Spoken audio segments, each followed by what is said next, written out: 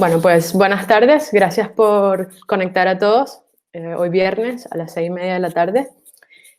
Como saben, somos All Women, una academia por mujeres para mujeres, las cuales damos cursos como UX UI Design, Product Management, Data Analytics, Data Science y ahora justo en próximo enero estaremos lanzando nuestros dos próximos cursos, lo cual es Web Development y UX Writing, lo que hace mucha coincidencia con nuestra charla de hoy. Hoy tenemos un topic muy importante, muy interesante, como lo es el UX Writing y la empatía de género. Quien estará dando esta charla es Elena Feliu. Ella es Content Strategist, UX Writing y co-founder de Do Studio, un estudio dedicado a la estrategia, diseño y creación de contenido centrado en el usuario. Ella ha participado con plataformas como PayPal, TripAdvisor y muchas más. Tenemos a Elena acá. Bienvenida, Elena. Hola, muchas gracias. A ver, ahora. ¿Me oís, no? Hola, muchas gracias. Te oímos perfectamente, Elena. Sí. Sí, Vale, vale. Perdón. No sabía si quería... Vale, voy a presentar a... Perdonar. Vale, ahora os vais a ver como duplicadas. Ya está. Bien, ¿veis la presentación? Todo bien, ¿no? Perfecto. Vale. Pues hola a todo el mundo, mil gracias por estar aquí. Un viernes a las 6:30, como decía Daniela, no es fácil, no siempre es lo que más apetece, así que bueno, espero ser bastante entretenida. Gracias a All Woman por invitarme. Es un placer en una universidad, bueno, donde la mujer abandera un proyecto así y bueno, nosotros somos Tweet Studio, somos un estudio que lo hemos fundado dos mujeres también, en la mayoría también somos mujeres que trabajamos y bueno, es algo en lo que estamos muy concienciadas y luchamos mucho. Gracias también por dejármelo hacer en español. Sé que la mayoría de talks las hacéis en inglés, pero bueno, al hablar de temas de contenido y de inclusividad y de cómo afecta la lengua en español, pues era mandatorio, ¿no? Yo soy Elena, me podéis escribir siempre que queráis, comentarios, mi Twitter, feedback de la charla, será súper bienvenido. Así que nada, empecemos. Hoy vamos a hablar de UX Writing y empatía de género, de algunas cositas más, porque me suelo ir por las rambas, pero bueno.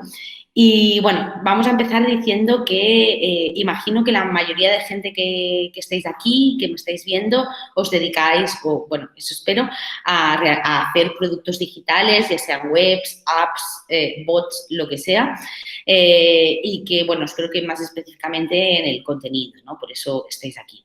Deciros que, bueno, desde mi punto de vista, dos cosas. La primera es la gente de content no nos vamos a hacer ricos, hay que ponerle mucho amor a la profesión y eso es lo que hacemos. Y bueno, la segunda que implica una gran responsabilidad en nuestro trabajo y como dice Spiderman, with great power comes with responsibility. This is my gift and my course. ¿Y por qué? Porque el lenguaje crea pensamiento y el pensamiento crea realidades, ¿no? Bueno, entonces, un poco nuestra responsabilidad, y creo que estamos ya en este punto de la disciplina en que nos lo tenemos que tomar en serio y ver que lo que hacemos tiene un impacto. Que es muy guay esto, ¿no? Porque no es solo escribo 4 palabras y ya está, sino tiene un impacto y impactamos en las personas y podemos hacer que se sientan bien o mal y tenemos que ser conscientes de ello, ¿no? Y bueno, un poco de eso va a tratar esta charla, de que entre juntas, ¿no?, hagamos un mundo mejor. Empaticemos entre nosotras, entre cualquier colectivo que no es el hombre blanco cis, y tengamos esta empatía para crear un mundo online un poco mejor del que es offline.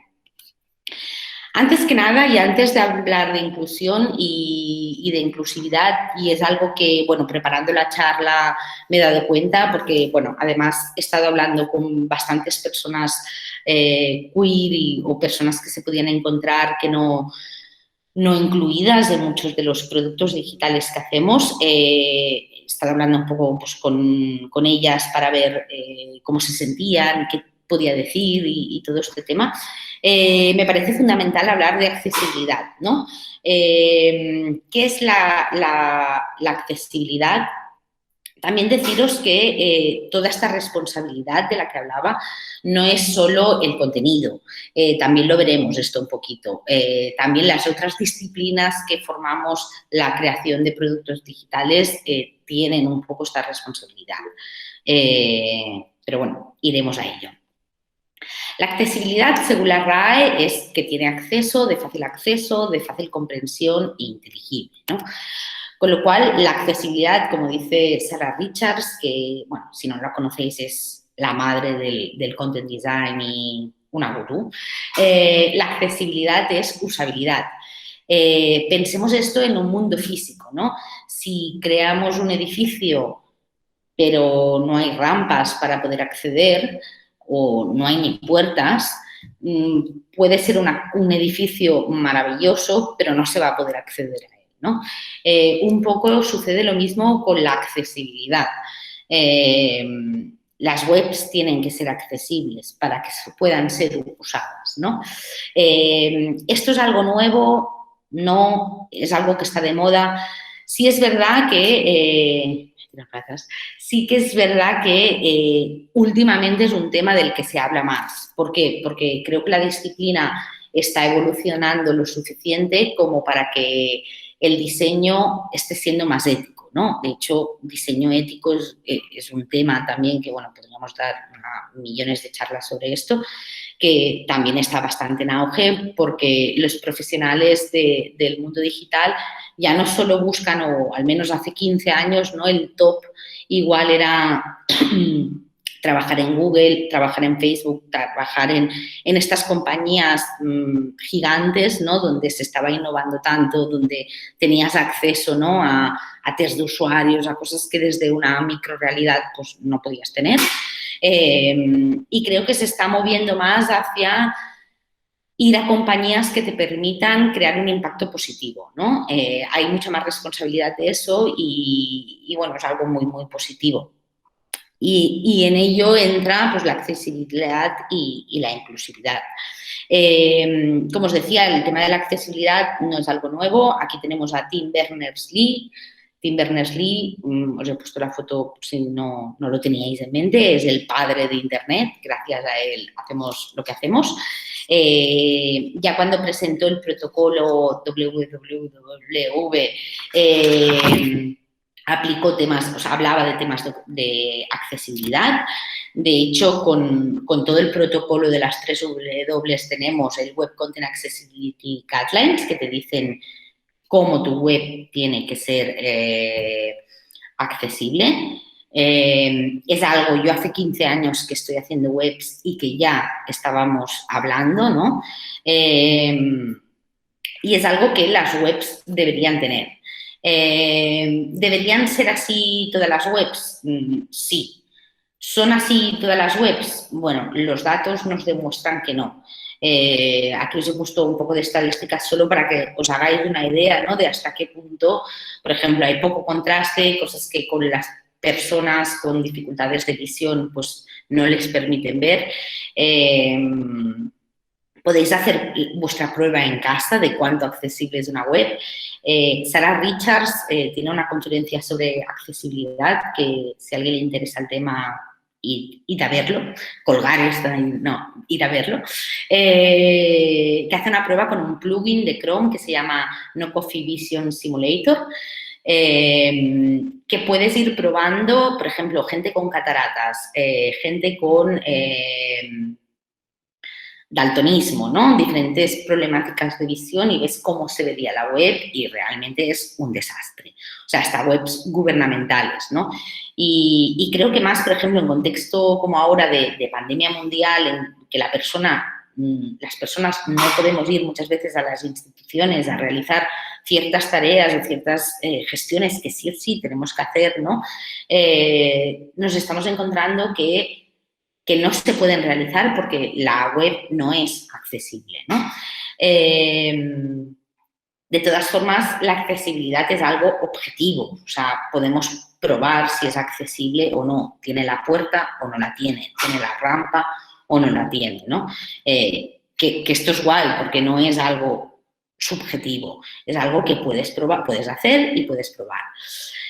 Desde el punto del contenido, ¿podemos hacer que es algo accesible? De hecho, y hago esta pregunta, ¿no? Porque muchas veces cuando se habla de accesibilidad se habla de lector, ¿no? Se habla de que el lector de web pueda leer tu web o tener las etiquetas bien puestas en las imágenes o este tipo de cosas, ¿no?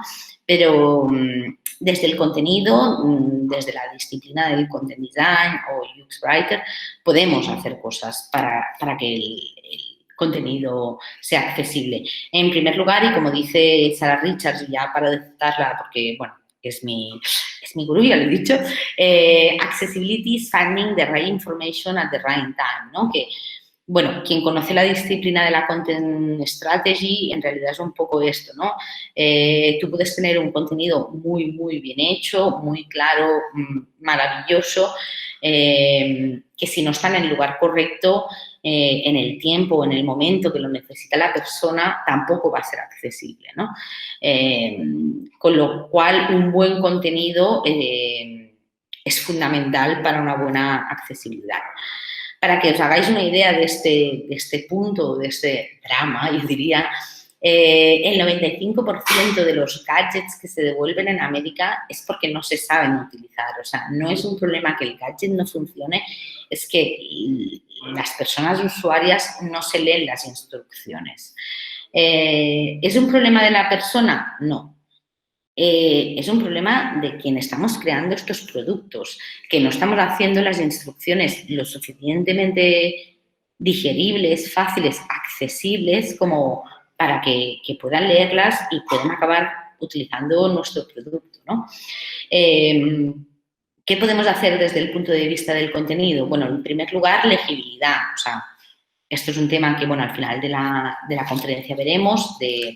La legibilidad es la capacidad de los textos de ser leídos, ¿no? Pues mejorar la legibilidad. Hay maneras de hacerlo. Si, por ejemplo, ponemos 5 en número que 5 escrito en letras, hay una evidencia científica que habla que es mucho más fácil para el usuario, ¿no? Con un número, con lo cual mejorar este tipo de temas, o sea, la legibilidad ayuda a la accesibilidad.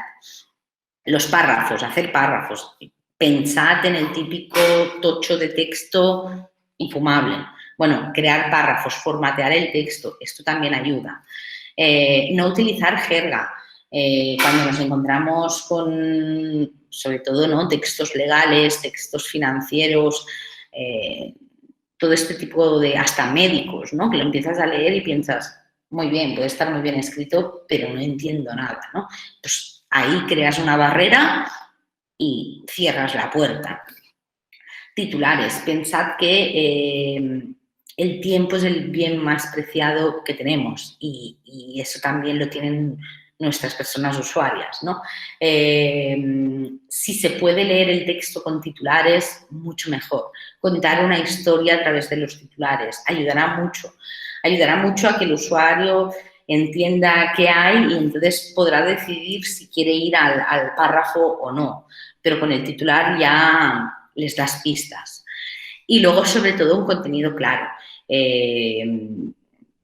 Por ejemplo, contenido claro, Prodigioso Volcán, una agencia a la que admiro mucho, acaba de sacar un libro sobre comunicación clara, hace mucho trabajo sobre esto, ¿no? Pero bueno, toda la disciplina del UX Writing se centra en esto, ¿no?, en crear contenido claro.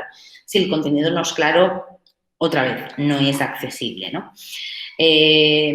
Luego, bueno, aquí os he puesto porque me parecía en la research, Aroa, una compañera del equipo me ha pasado las slides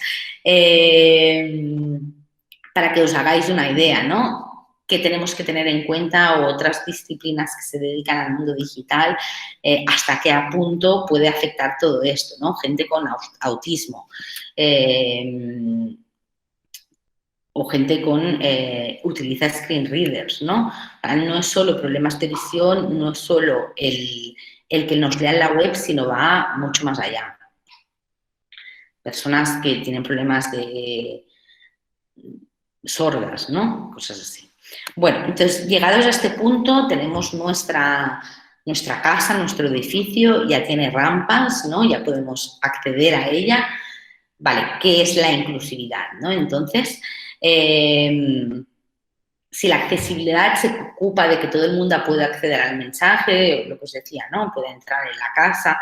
La inclusividad, en cambio, es de que considere el mensaje, de que quiera entrar en esta casa, ¿no? Yo puedo hacer una casa maravillosa, pero si prohíbo la entrada a mujeres, pues muy bien, ya me puedes poner una rampa, pero no me va a apetecer entrar, ¿no?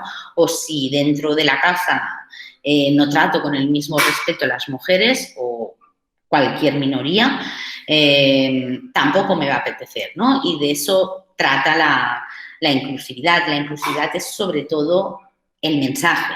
Uno sería más la forma, la otra se trata más del mensaje.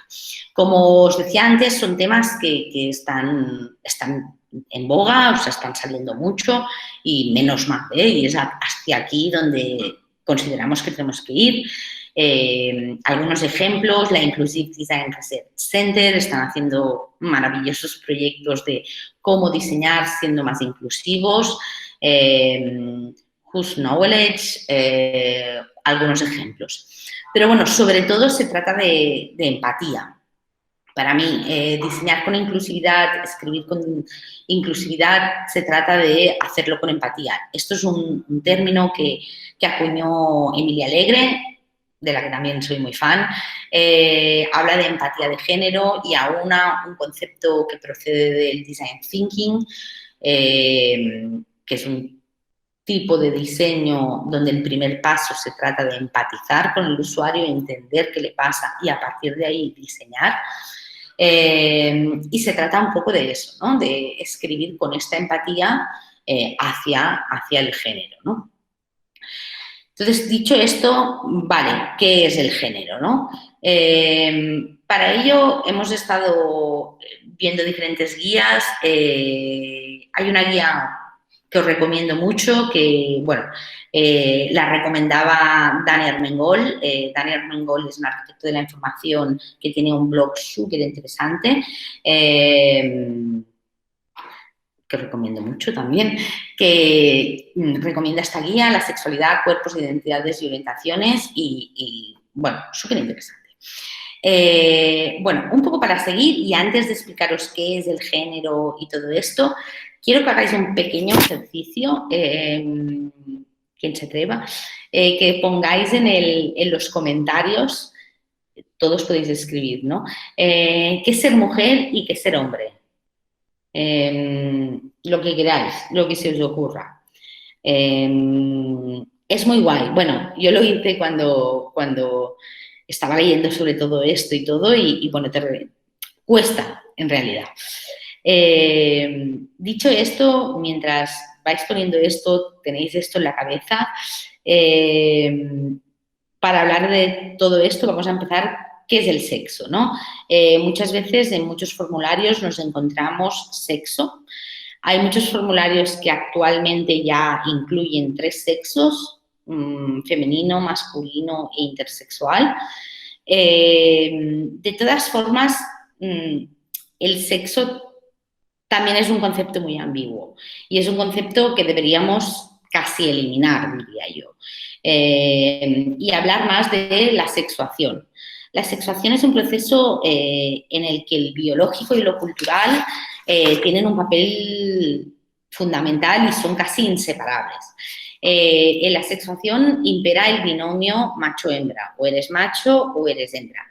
Pero no es todo así, ¿no? ¿Qué consideramos por ser hombre o mujer o intersexual? ¿Dónde está la línea, no? De hecho, si te lo paras a pensar, ¿dónde está esta línea? Está en los órganos reproductivos, está en las hormonas, está en las características sexuales secundarias como puede ser el vello o las mamas. Eres más o menos mujer si has nacido con órganos reproductivos. De hecho, pensad que el 1% de nacimientos presenta alguna diferencia en el desarrollo sexual, que es, me parece, o sea, un tanto por ciento elevadísimo.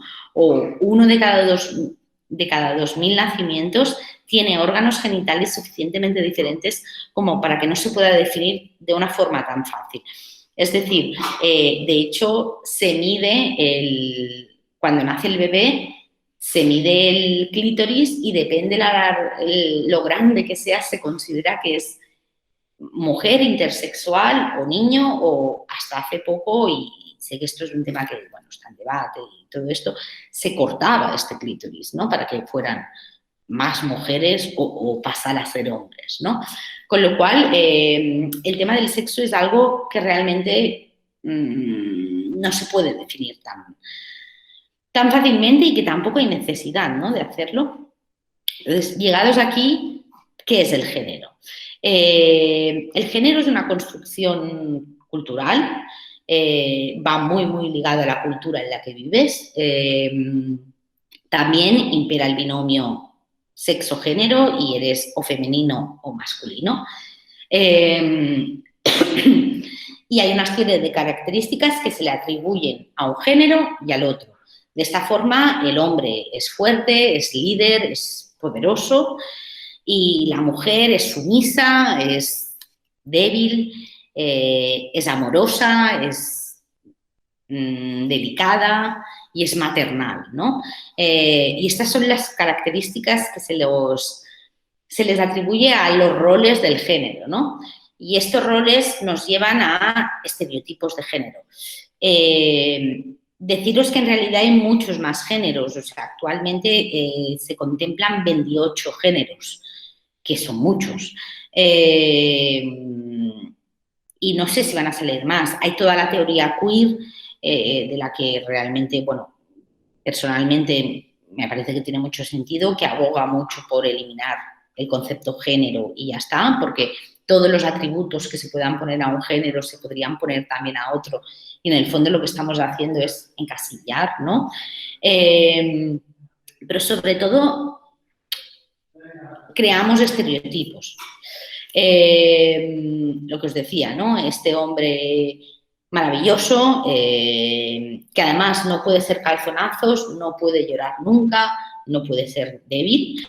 Y esta mujer sumisa, que no puede ser líder, no puede ser mandona, y se atribuyen, ¿no?, estas malas cosas de características que tiene el sexo contrario. Los estereotipos nos afectan en la formación de nuestra sexuación, es decir, si uno se siente mujer, acaba haciendo cosas que cree que son relativas a las mujeres, y creo que por muy feministas que podemos ser, a día de hoy es muy difícil escapar de ello y bueno, ¿no? Hasta te depilas o lo que sea, ¿no? O ciertas cosas que acabas haciendo porque lo llevamos dentro al final. También pensad que todo esto acaba creando, pues, una manera de pensar. Tenemos unos bias, ¿no?, unos sesgos cognitivos y nos ayudan a pensarlo y crean nuestro pensamiento. Por ejemplo, si yo os digo un médico o el líder, o ya el líder es masculino, pero por ejemplo, quien dirige el país, seguramente que la imagen mental que tenemos es de un hombre, no va a ser de una mujer, ¿no? Y esto está, pues, ligado a este estereotipo. Luego también tenemos la expresión exterior. La expresión exterior, algunas cosas son innatas, por ejemplo, el cuerpo o el timbre de voz, que se asocia normalmente a un género o a otro, y hay otras cosas que pueden ser adquiridas. Me opero o cualquier cosa, o me depilo o lo que sea, ¿no? O me visto de una manera, me pongo una falda para ser más femenina o ciertas cosas, ¿no? Con lo cual, esto también es algo que culturalmente acaba siendo dado. Y luego tenemos la identidad sexual que heredemos. No sé, no puedo ver la pantalla porque estoy compartiendo mi pantalla. Quiero que reflexionéis un poco, no sé si lo habéis puesto, sobre lo que es ser hombre-mujer y que de lo que habéis puesto, ¿qué creéis que son características corporales, sexuales? ¿Qué creéis que son roles de género, estereotipos de género o expresión exterior, ¿no? Y sobre todo, bueno, la dificultad con la que te encuentras realmente en definir estas cosas, ¿no? Cuánto es cultural que nos han puesto o cuánto es real y que en realidad la diferencia existe muy poco, ¿no? En todo esto. Entonces, ¿por qué estamos haciendo siempre este tipo de categorización? ¿Por qué la lengua la estamos marcando tanto, ¿no? Como os decía, también hay la identidad sexual, básicamente hay dos, cisexual, que es cuando coincide tu sexualidad con la que has nacido, con lo que tú te sientes, es decir, yo he nacido como mujer y me siento mujer, o trans. El trans también hay muchos aspectos, muchas gamas, ¿no? Puedes no sentirte mujer, pero no haberte operado, eres trans, ¿no? Puedes haberte operado, puedes haberte hormonado solo, o sea, realmente no hay un blanco y negro, sino que hay muchas gamas, ¿no? La orientación sexual, que también no solo es heterosexualidad o homosexualidad, también encontramos la bisexualidad, pansexualidad, demisexualidad, asexualidad, antrosexualidad, con lo cual no todo es blanco o negro y no todo cabe en las mismas cajas, ¿no? Aquí os he puesto un resumen de todo esto porque he dicho muchas cosas, con lo cual cuando hablamos de género o cuando en un formulario se están preguntando ¿eres hombre o mujer? Es muy difícil contestar a la pregunta, ¿no? Es la sexuación, es el género, es la expresión exterior, es la orientación. La identidad sexual, es la orientación sexual, ¿no? Todos estos factores acaban construyendo.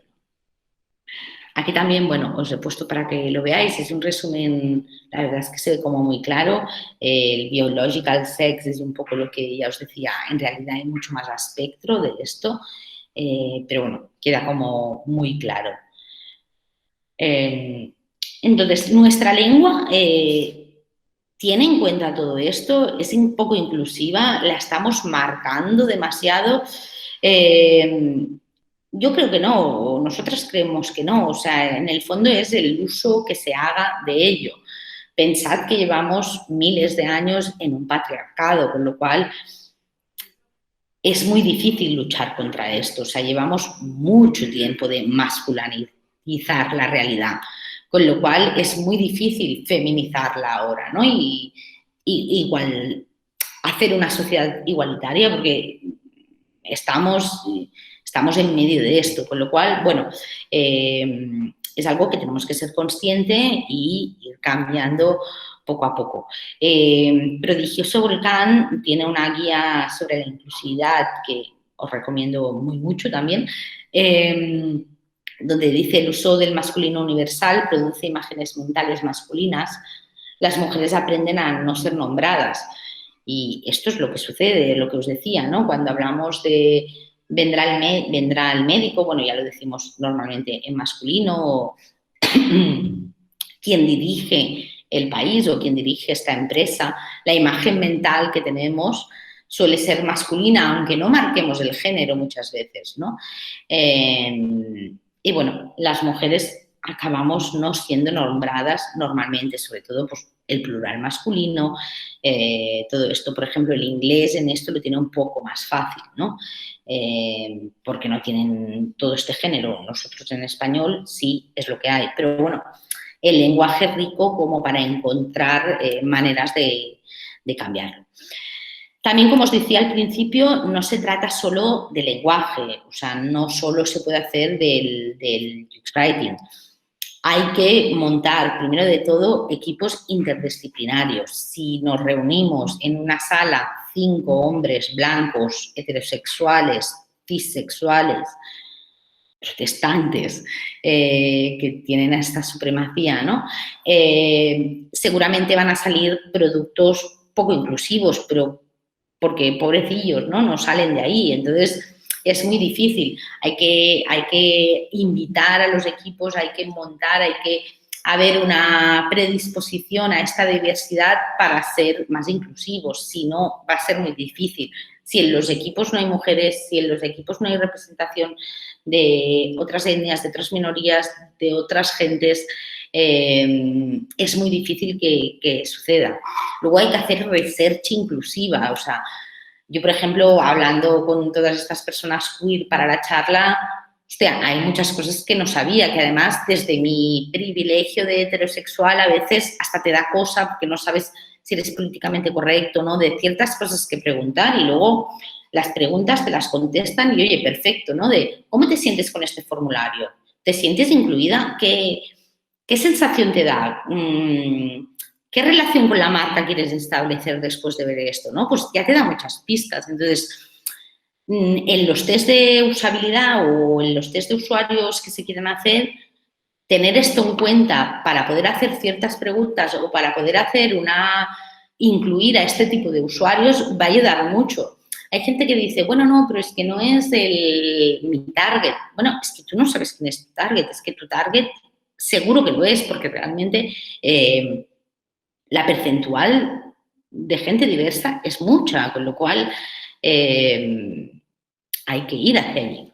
Luego también tenemos, y ahora os pondré algunos ejemplos, visuales reales, arquitectura de la información inclusiva y, bueno, UX Writing. Por ejemplo, ¿no? Visuales reales. Quería comprarme unas medias porque está llegando el frío. Nos encontramos con esto. Muy bien, tienen unas piernas espectaculares. Perfecto. A mí no me van a quedar así. Perfecto. Estupendo. Aquí vemos un poco de, igual, no sé, un poco de multiétnico, pero no.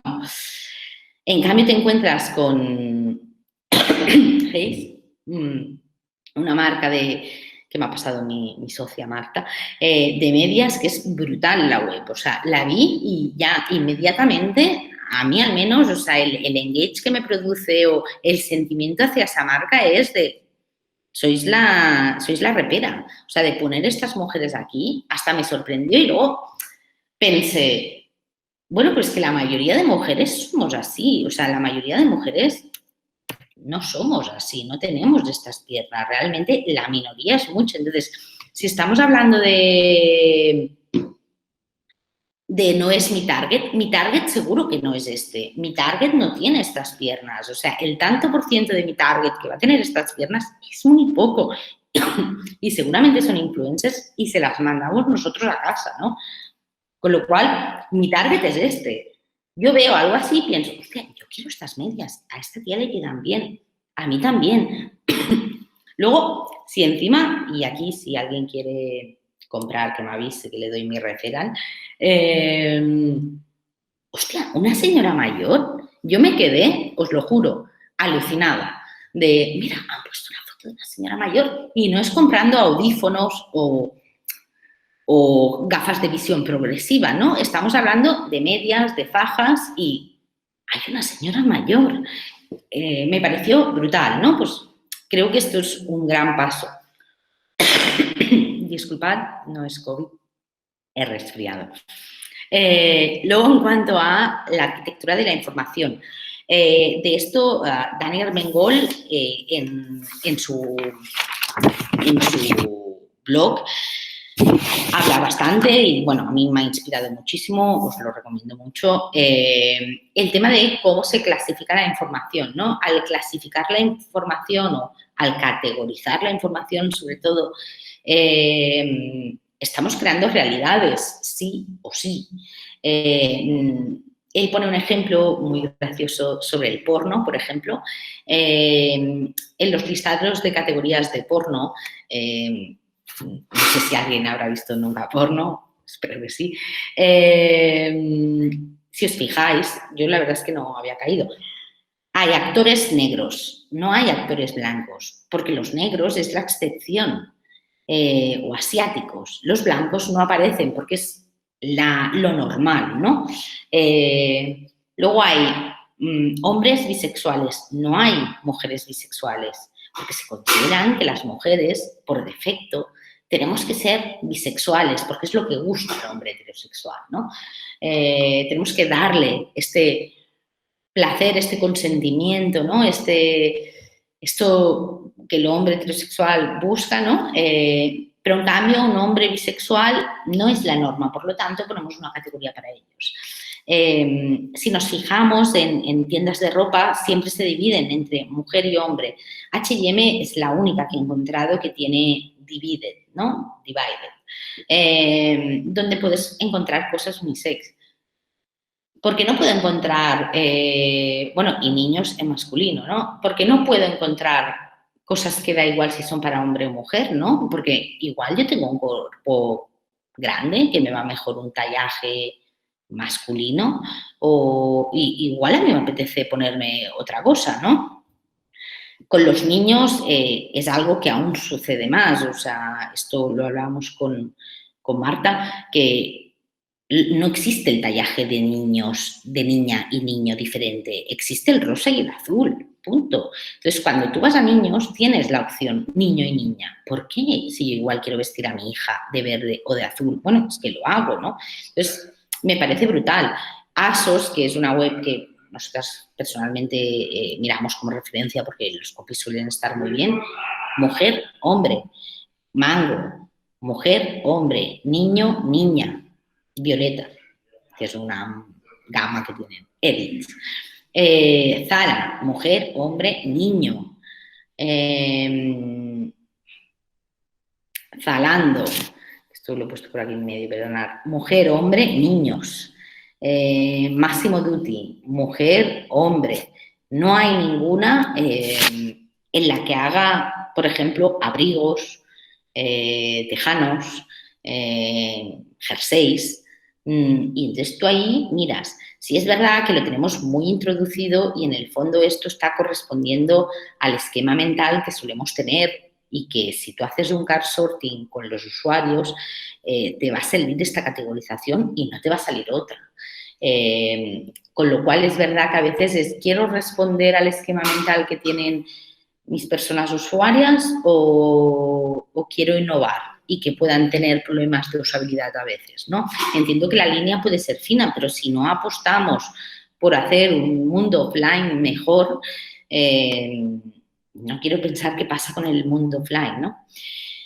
Y bueno, dicho esto, llegamos al UX Writing, que además si no me voy de tiempo. También, por ejemplo, deciros, y ya acabo con las otras disciplinas, Airbnb ha hecho toda una serie de ilustraciones muy chulas sobre, bueno, se ven familias de todo tipo, no solo la familia feliz, heterosexual, blanca, mujeres de todo tipo, mujeres con ojeras, cuando eres madre, hola, tenemos ojeras, que realmente muestran esta diversidad y hacen que sus comunicaciones sean mucho más inclusivas.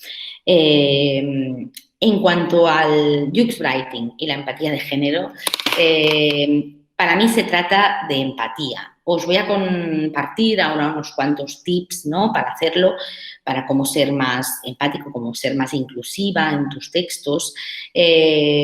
Os recomiendo mucho los artículos de Emilia Alegre. El sexismo en el UX Writing, contenidos digitales sin empatía de género, lo borda, ir a mirarlo. Pero sobre todo para mí, como diría Michelle, es empatía. O sea, en el fondo, si algo me gustaría, deseo que os quedarais de esta charla es, bueno, tener esta visión y estar como alerta, ¿no? De esto puede ser inclusivo para cualquier tipo de persona usuaria, sí o no. Y sentido común, aunque es el menos común de los sentidos, ¿no? Pero esto ya va a hacer mucho. Yo, de hecho, a la que hice el clic, empecé a ver muchas más cosas que antes, la verdad, se me pasaban por alto.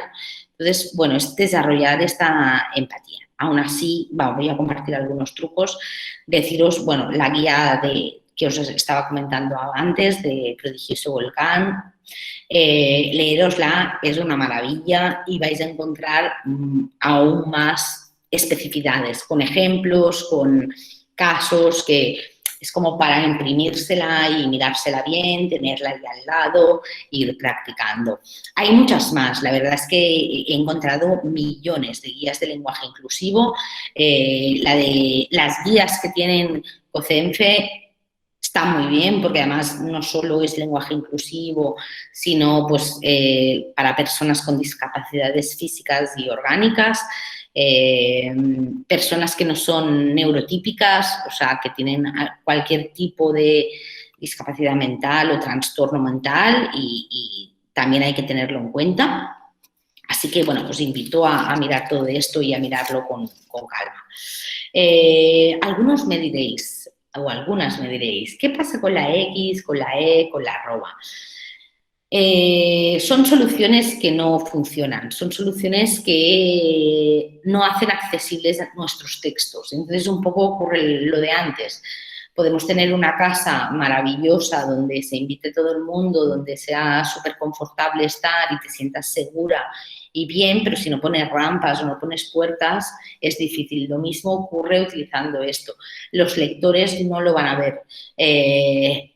Por ejemplo, personas con trastornos de déficit de atención, les va a costar leerlo. Entonces, al final acabas dando, ¿no?, para quitar a otro. Entonces, no es recomendable. Esto es un ejemplo de Emilia Alegre, que lo hizo ella cuando estaba en Naranja, de soy el dueño del auto, ¿no? Soy el dueño del auto, hostia. Se puede poner bien, ¿no? De hecho, la propuesta de Emilia es el auto está a mi nombre. Hostia, suena súper bien y no lo estamos marcando por género, ¿no? Es como, claro, o sea, hay fórmulas. Nuestra lengua es lo suficientemente rica y flexible como para que encontremos fórmulas. Cuesta, pero las hay, ¿no? Y bueno, ahora veremos algunos ejemplos más. Se puede utilizar el desdoblamiento. Es verdad que el desdoblamiento, niños y niñas, puede sonar muy farragoso, ¿no? O sea, hostia, el texto le das una parada, entonces, ojo con el desdoblamiento, pero es una opción que tenemos. Sustantivos genéricos, en lugar de decir las alumnas, los alumnos, decimos el alumnado, el profesorado, así, ¿no? Bueno, se puede poner. Utilizar el quiénes, ¿no? En lugar de decir los que vais a venir a la fiesta, pues quiénes vais a venir a la fiesta. El quiénes es una muletilla que puede ayudar mucho. Utilizar la persona, ¿no? En lugar de, yo qué sé, los usuarios, pues las personas usuarias. Y luego también habría hasta la opción más radical, pero que no veo por qué no la podemos utilizar muchas veces, que es feminizar el plural. Si estoy en un auditorio con mayoría mujeres, ¿por qué no puedo hablar en plural, en femenino, no? Sí es verdad que está como muy ligada a ciertas ideas políticas, pero oye, hay que normalizarlo a algún punto. Entonces, bueno, estos son algunos de los recursos con los que podréis hacer que vuestro contenido sea mucho, mucho, mucho más inclusivo. Ya os digo, hay las guías, mirároslo con calma. Lo importante es tener esta sensibilidad, esta empatía para poder empezar a diseñar teniendo estas cuentas. Por ejemplo, uno de los problemas N26, bueno, es este neobanco. La verdad es que, bueno, los copies están muy bien, y además son muy conscientes del tema de la inclusividad, que hacen cosas como estas. Personalmente me gusta mucho. Una de las cosas que salían en las entrevistas con personas queer que he realizado era, bueno, pero ¿qué pasa si legalmente te tengo que pedir el género? Claro, desde compañía digital no puedo cambiar ciertas cosas, ¿no? O sea, yo puedo estar muy concienciada, ser muy empática, pero oye, si legalmente tengo que preguntarlo, o sea, no puedo hacer otra. Bueno, pues dímelo, ¿no? Entonces, esto, por ejemplo, es una solución que mostré y que, la verdad, se sentían muy cómodas con ello, ¿no? Porque era como, vale, pues entiendo que va más allá y que esto, pues, no se puede cambiar, ¿no? Entonces, en general, y como UX Writers también, nos tenemos que preguntar siempre si los datos son necesarios, los que estoy pidiendo. Es algo que creo que ya estamos en la posición y en la responsabilidad de cuestionar, ¿no? No somos copies que nos pasan un wireframe y rellenamos y callamos. O sea, somos personas que tenemos decisión y pensamiento y ayudamos a la co-creación de lo que hacemos, ¿no? Entonces, plantea siempre si es necesario o no es necesario, ¿no? Detalla para qué se van a utilizar estos datos. Si tienes que preguntar algún tipo de cosas de este tipo, de esta índole, míralo bien, explica el por qué. Esto va a ayudar mucho, va a crear esta empatía, ¿no? Y luego, por ejemplo, hay otras hasta funcionalidades que se pueden ayudar, ¿no? Considerar apodos para que no tengan por qué marcar un nombre o facilitar la edición de nombres y género. Por ejemplo, hay un caso de Airbnb bastante famoso donde había una persona que alquilaba, compartía su casa y hizo un cambio, era trans, ¿no? Entonces tenía primero el perfil como hombre y pasó a ser mujer. Claro, al final todo el perfil era como hombre, entonces la gente le hablaba como hombre y los huéspedes que iban a su casa se esperaban a encontrar un hombre y en cambio se encontraban una mujer y podía crear problemas de confianza. O sea, llegó a ser un problema y escribió Airbnb varias veces para editar. Airbnb no tenía la funcionalidad de poder editarte el nombre, porque era algo que no habían considerado, porque no se les había planteado más nunca, porque no tenían esta empatía más desarrollada, ¿no? Entonces, a partir de ello dijeron, hostia, vamos a crear la funcionalidad de poder cambiar esto y ahora se puede cambiar. Entonces, bueno, pensemos, ¿no?, en todo lo que puede suceder y en cada label, en cada cosa que preguntemos a nuestra persona usuaria, tener en cuenta qué puede suceder, ¿no?, y ponerlos en el peor de los casos para incluir a la mayoría de gente o a cuanta más gente mejor. Estos son unos ejemplos de N26, por ejemplo, ¿no? Pues hacer reformulaciones, ya no dicen bienvenido, bienvenida, sino ya eres de N26, sustantivos colectivos, ya os digo, hay muchos ejemplos y realmente se pueden hacer como muchas cosas, la lengua nos lo permite. El caso de Facebook también es bastante famoso en estos temas. Por ejemplo, ofrece la opción de mujer, lo pone hombre, cuando normalmente hombre siempre está antes, siempre es hombre, mujer, otros, cuando otros es todo lo demás, ¿no? Bueno, ha puesto la opción de personalizado. Con la opción de personalizado, pues ahí puedes poner cualquier tipo de género. Como si ninguno de la lista que te sugieren está bien y quieres poner otra cosa, te lo permite, ¿no? Entonces, bueno, me parece como muy empático por su parte. También puedes elegir el pronombre, ¿no? Y fijaos que es en español y que en inglés lo tiene mucho más fácil y la lengua lo permite, o sea, está solo en el esfuerzo. ¿Nos va a crear más esfuerzo porque tenemos que salir de nuestro esquema mental? Sí, bueno, pero la vida está para esto, ¿no? O sea, ya está bien. Entonces, ¿cómo hacemos todo esto? ¿Qué queremos con todo esto? Nosotros planteamos la guía de la legibilidad. Esto es otra charla, no me quiero enrollar mucho, pero existe, hecho por Sarah Richards, Content Design London, que es su agencia, la Readability Guidelines, ¿no? ¿Qué son las Readability Guidelines? Son unas guías donde se aunan toda la evidencia científica,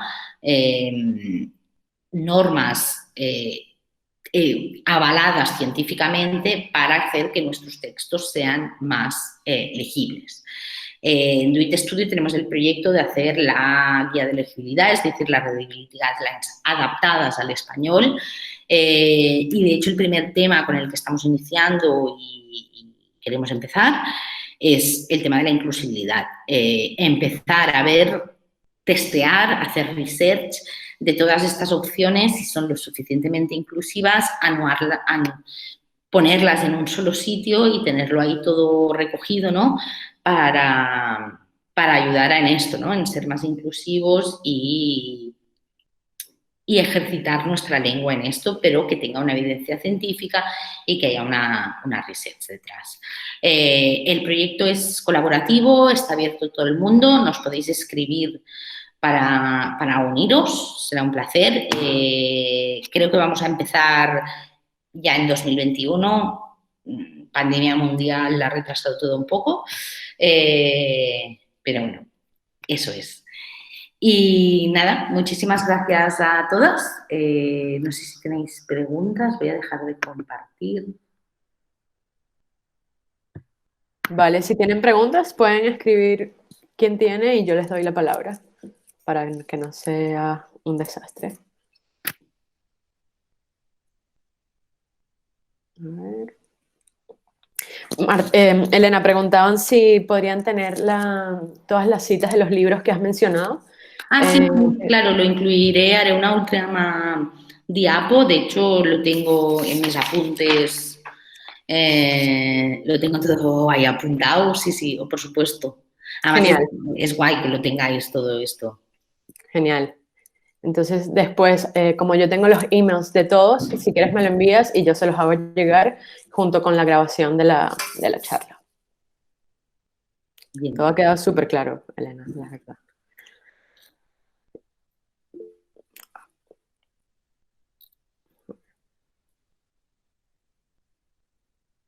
Bueno, te envían muchos mensajes.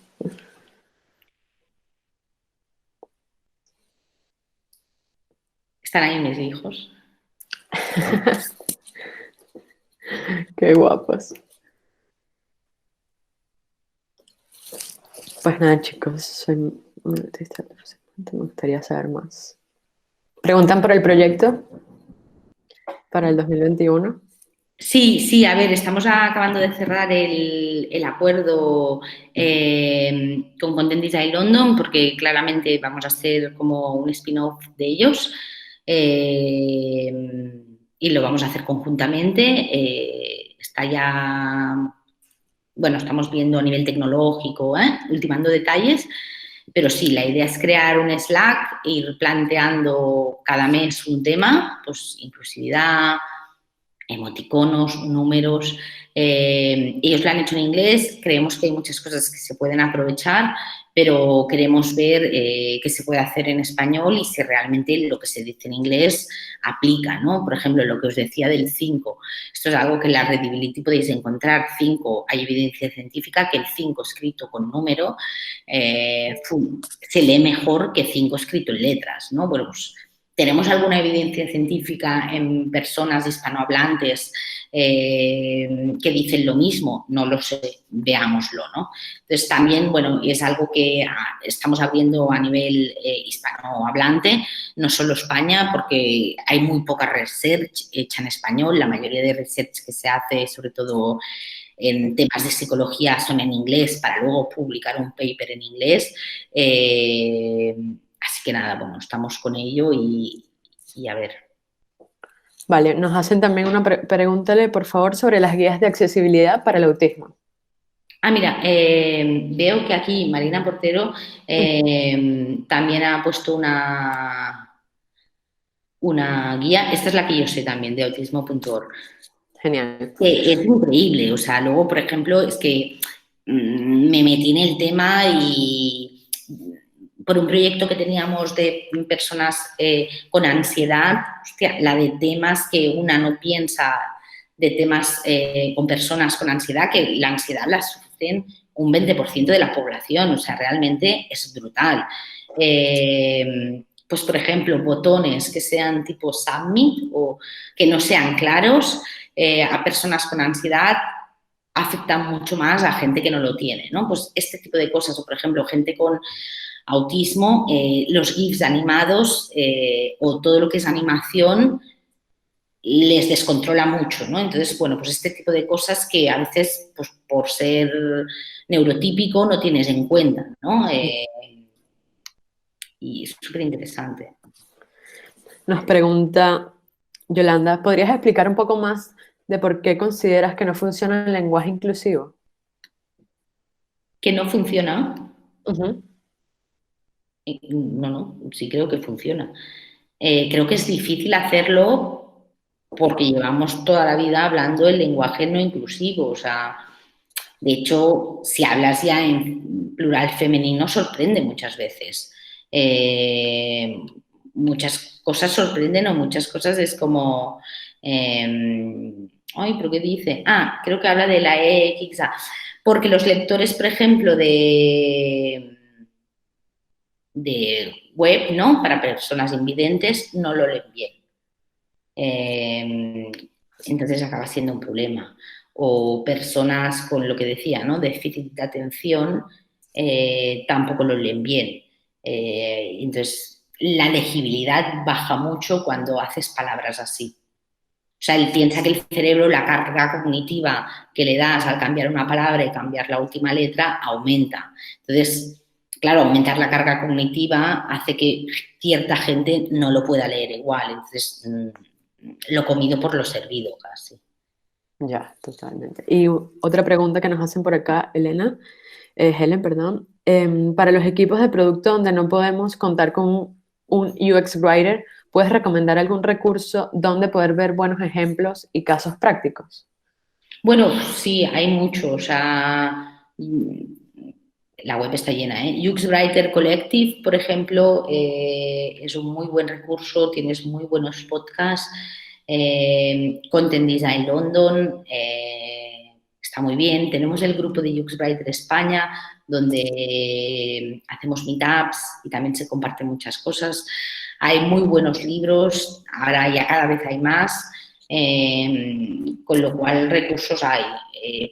No sé, me viene a la cabeza el libro de la Podmajersky. Si queréis os lo incluyo también en estas referencias del último artículo de 3-4 libros, 3-4 blogs. Luego también hay unos recursos que creo que no sé si le ha hecho Mario Ferrer, Mari, si estás por aquí, hola, que pone todos los recursos que hay de UX Writer, o sea, es un listado infinito, y hay hasta una sección de español. Bueno, pues lo voy a poner. Vale, sí, y recuerden que esta charla ha quedado grabada y las estaremos enviando y posteando en nuestros canales de comunicación, no se preocupen. Igual voy a dejar mi email acá para que me escriban si quieren. Mira, veo que Blanca, que es otra persona, es la UX escritora, grande persona de nuestra comunidad de UX Writers, acaba de postear el link de UX Writing Library. Gracias, Blanca. Gracias. Genial. Y ya nos puso el email para el proyecto. legibilidad@doitstudio.com. Hola. Pues nada, Elena, muy agradecida por esta charla. De verdad ha sido un contenido genial, súper interesante. Sé que todos lo han valorado muchísimo. Encantada de tenerte con All Women. Encantada de colaborar con ustedes y bueno, pues hacer otra charla y cualquier otro evento que consideren que podamos ayudarlas. Qué bien, muchísimas gracias a vosotras, ha sido un súper placer y nada. Y a tus bebés bellos. Amy. Ok, gracias, chao, chao. Bueno, gracias a todos por conectar. Estaremos colgando esta charla y enviándoselas por correo. Esperamos verlos de nuevo en otro Friday Talk de All Women. Feliz fin de.